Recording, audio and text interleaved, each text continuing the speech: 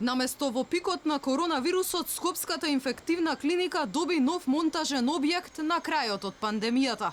Велешката компанија Брако се пофали оти за рекордно време изградила монтажен објект за лекување на ковид позитивни пациенти.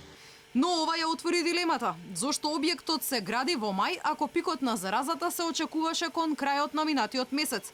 И дали монтажната болница ќе беше задоцнето решение, ако на земјава и се случеше италијанското сценарио?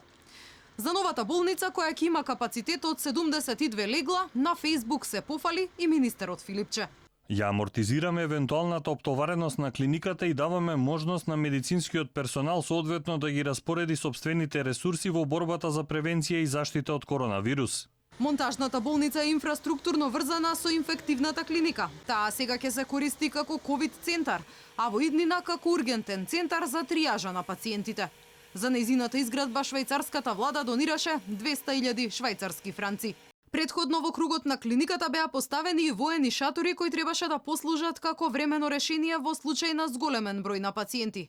Сепак, за среќа, пандемијата во земјава не букна, а бројот на кревети беше доволен да ги згрижи сите пациенти на кои им беше потребно болничко лекување. Во меѓувреме, нема ништо од најавената набавка на респиратори кои им се најпотребни на тешко болните пациенти.